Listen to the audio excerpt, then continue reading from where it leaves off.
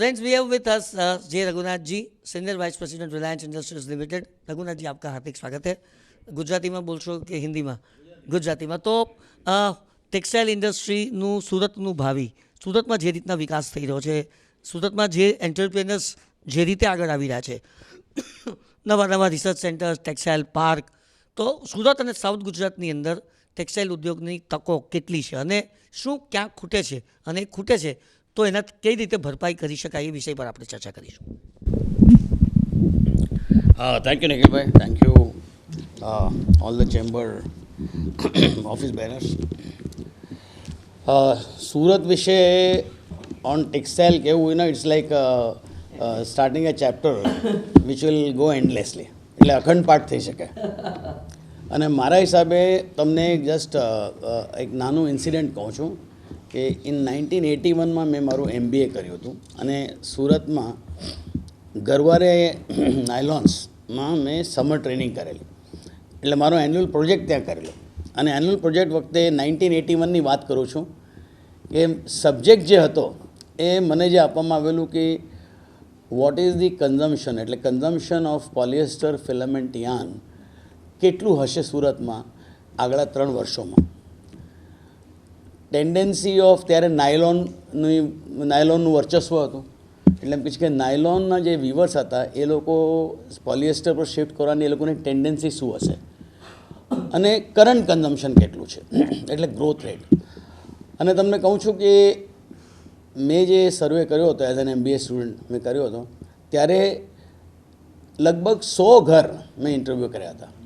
અને 100 ઘરોમાં તમે જો ત્યારે મેક્સિમમ જે યુનિટ્સ હતા એ પાંડેસરા, ઉધના પાંડેસરામાં હતા, વેદ રોડ પર હતા, અશ્વિનીકુમાર રોડ પર હતા, આ કમ્પ્લીટ એરિયામાં હતા. આપણે ભટાર રોડ સાઈડ બહુ ઓછા યુનિટ્સ હતા ત્યારે, મને યાદ છે. એનું જે રિઝલ્ટ આવ્યું એમાં એ હતું કે સુરતનું કન્ઝમ્પશન ઓફ પોલિએસ્ટર 1981માં 150 ટન પર મંથ હતું. અને 3 વર્ષમાં કેટલું આવ્યું મેં મારા સ્ટેટિસ્ટિકલ મોડલ બધા એમને લગાડેલા ત્યારે એમ થયું કે બહુ 501 ટન હશે, પણ મને એમ થયું કે નહીં જરા ઓછું લાગે છે.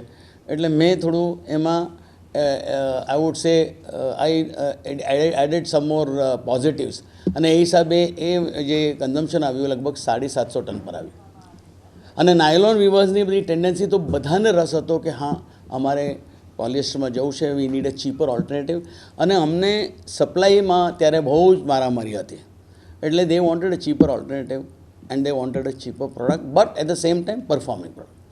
તો તમે વિચાર કરો કે 81માં જે સેન્ટરનું કન્ઝમ્પશન પોલિએસ્ટર 150 ટન હતું અને આજે લગભગ 1,30,000 ટન પર મંથ છે.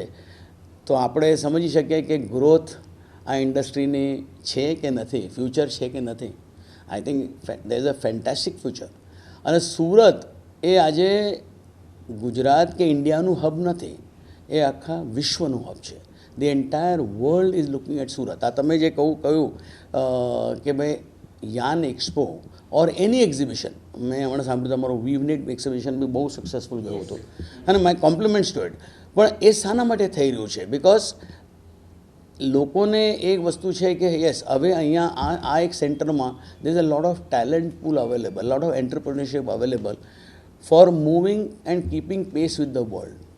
હવે જરૂર શું છે આપણી? સી, આજે આપણે સાંભળ્યું છે કે ભાઈ આપણા દેશમાં advantage over China is far ahead, પણ એડવાન્ટેજ આપણા પર શું છે? આપણી પાસે, મેં આગળ બી કહું છે કે રો મટીરિયલ આપણી પાસે છે. એટલે આપણે કરવાની શું જરૂર છે કે આપણે જે આપણી પાસે ટેકનોલોજી છે, જે પ્રોસેસીસ છે, એને આપણે અપગ્રેડ કરવાની છે, એને એક નવી સ્કેલ પર લઈ જવાની છે. આપણે જે કાંઈ બી કામ કરતા હોઈએ, તમે જુઓ કે આજે પોલિએસ્ટરનું કન્ઝમ્પશન દિવસે દિવસે વધી રહ્યું છે અને એપ્લિકેશન થઈ રહ્યા છે. પહેલાં એવું હતું કે સિર્ફ એપરલ, ખાલી એપરલ એટલે sari, shirting, suiting, dress material. અને આજે તમે જુઓ polyester is not only in to apparel, home textile, technical textile, automotive textiles, geo textile. આજે ટેકનિકલ ટેક્સટાઇલ્સના 12 અંગો છે. એમાં geo textiles today is one of the fastest growing segments. 30 થી 33% એન્યુઅલ ગ્રોથ છે એ સેગમેન્ટમાં. હા, એમાં ટેકનિકાલિટી છે, થોડી મહેનત વધારે જરૂર છે, તમારે કેપિટલ બી એમાં જરૂર છે, because most of the infrastructure જે પ્રોજેક્ટ્સ આવી રહ્યા છે એ ગવર્મેન્ટ તરફથી આવી રહ્યા છે, તો ઓબ્વિયસલી તમારું જે કેપિટલ આઉટલે છે એમાં વધારે જોઈશે. પણ તમે વિચાર કરો કે જે ધંધામાં 30% એન્યુઅલ ગ્રોથ હોય, I mean can you even imagine that is there in textile, અને એ આપણે મેનમેડ ફાઇબરમાં છે. So that is the growth I think Surat should look at. Surat, હા, મેં હમણાં જોયું છે કે જે તમે આગળ કહું કે અપગ્રેડેશન થઈ રહ્યું છે, પણ વોટ ઇઝ અપગ્રેડેશન? કે આપણે એમ કહીએ કે ભાઈ ઓટો લોન્સ 80,000 છે, મારા સાહેબ 8 લાખ હોવી જોઈએ. That's the growth we should be looking at. Knitting machines તમે કે ભાઈ બહુ સારી ગ્રોથ થઈ ગઈ છે 3,500, દેટ્સ નોટ ઇનફ મારા હિસાબે. સિમિલરલી વોપ નેટિંગ છે 1000 વોપ નેટિંગ છે. સી આજે એમ્બ્રોઇડરી ઓલમોસ્ટ 1,00,000-1.25 લાખ હતી, પછી વચ્ચે ઓછી થઈ ગઈ. એમાં શિપલી મશીન ઇટસેલ્ફ કે 600-700 મશીન્સ છે. પ્રોસેસ હાઉસીસ આજે આપણી પાસે છે, process houses I think good, પણ એમાં ઓવરઓલ જે ઓપરેટિંગ રેટ જે હોવો જોઈએ, અને એમાં જે તમારી જે પ્રોસેસિંગની કેપેબિલિટી, કે આપણે 90% ઓફ ધી પ્રોસેસ હાઉસીસ અહીંયા જોબ વર્ક પર ચાલે છે. અને તમે જો જોબ વર્કની વાત કરો તો it is more of commodity, એમાં વેલ્યુએડેશન નથી.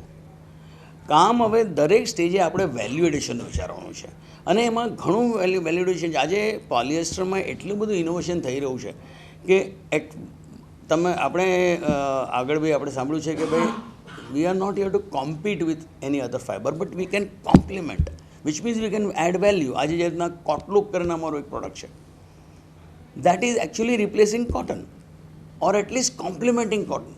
આજે તમે જુઓ કે સારામાં સારી જે વર્લ્ડ નોન બ્રાન્ડ્સ છે લાઈક માર્ક્સ એન્ડ સ્પેન્સર, તમે જાઓ એ લોકોએ આજે આઉટસ્ટેન્ડિંગ વેલ્યુ રેન્જ એક કાઢી છે.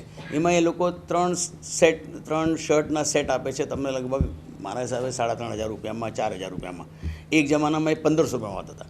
એમાં 65% પોલિએસ્ટર છે અને 35% કોટન છે. They were earlier made in Bangladesh, today they are made in India. તો there is so much of value. આના હું તમને કહું છું કે that corporate wear is very very popular in the country. હવે those kind of value additions સુરતમાં જે એ પ્રોસેસિંગ કેપેબિલિટી બી મારા સાહેબ cotton processing, a lot of cotton processing comes from, એટલે સાઉથથી જે અમદાવાદ જતું હતું, અમદાવાદમાં પોલ્યુશન હશે બધું જે પ્રોસેસિંગ બંધ થઈ એ હવે સુરત આવવા માંડ્યું છે. સી એટલે we will have to find kind of newer ways, અને સ્પેશિયલી આપણે જો એમ કહીએ કે ભાઈ એન્ટરપ્રિનરશિપ જે 25-30 વર્ષની એન્ટરપ્રિનરશિપ આજે એ વર્ષના લોકો છે, યંગસ્ટર લોકો છે, તો they will have to keep marking themselves with એટલે બેન્ચમાર્કિંગ આપણે આપણી પ્રોડક્ટની બેન્ચમાર્કિંગ વર્લ્ડ જોડે કરવી પડશે. આપણે પહેલાં એવું હતું એક જમાનામાં કે ઓક્ટ્રા નાકાની બહાર એમ કે લોકો જતા નહોતા, હવે તો ઓક્ટ્રા બી ગઈ જીએસટી જોડે, એ સારું થયું. પણ what I am saying is કે આજે આપણે એ જોવું પડશે કે ભાઈ આપણો જે પ્રોડક્ટ છે ઇન્ટરનેશનલી કયા માર્કેટમાં, લાઈક આજે markets like Turkey, markets like European Union, US, South America, these are all kind of valuated markets. અને આપણને એડવાન્ટેજ આજે મળી રહ્યો છે. મેં આગળ બી કહું કે ભાઈ જે મેઇન જે મોટા મોટા ગાર્મેન્ટ નેશન્સ હતા, like which var like the most favoured Nations હતા, લાઈક સાહેબ બી કહું કે બાંગ્લાદેશ હતું, શ્રીલંકા હતા, રાઈટ, વિયેટનામ છે. their economies are still, I mean, I would say their economies are dented. એટલે એનો એડવાન્ટેજ આપણને મળશે અને આપણે એડવાન્ટેજ લેવો જોઈએ મારા હિસાબે. દેર ઇઝ નો રીઝન કે આપણે એડવાન્ટેજ નહીં લઈ શકીએ. આપણામાં આવડત છે, આપણે ખાલી આપણે ઓપરેશન જે છે, ટોટલ ઓપરેશન છે, એને સ્કેલઅપ કરવાની જરૂર છે. અને આઈ થિંક એ સ્કેલઅપ કરશું, અને એમાં આઈ થિંક ઇન્ડસ્ટ્રી સાથે મળીને જે કંઈ બી સાથ સહકાર જોઈએ એ બધું થઈ શકે એમ છે. અને એ થશે તો મારા હિસાબે definitely we have a great future. બે શબ્દ, one word is incentive and the second word is subsidy. Subsidy ઉપર આપણે કેટલો આધાર રાખીએ કોઈ પણ વસ્તુની અંદર, એનાથી કેટલું લાંબુ તમારાથી ટકાય જીવાય. Incentive is a different thing.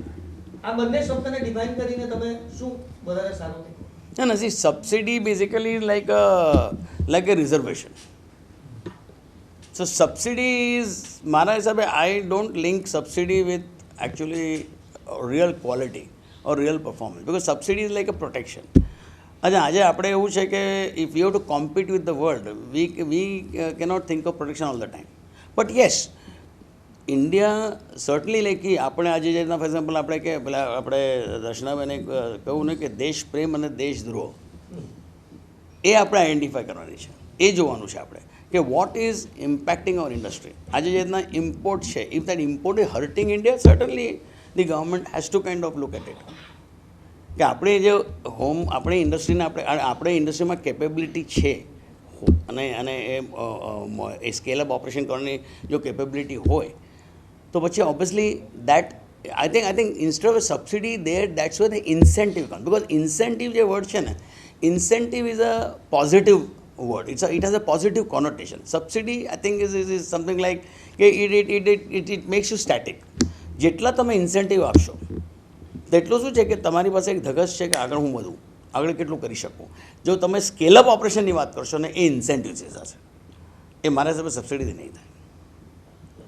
Thank you very much. તો આ રઘુનાથજી આપના વિચારોની સાથે ચેમ્બર ઓફ કોમર્સમાંથી રઘુનાથજી આપનું થેન્ક યુ.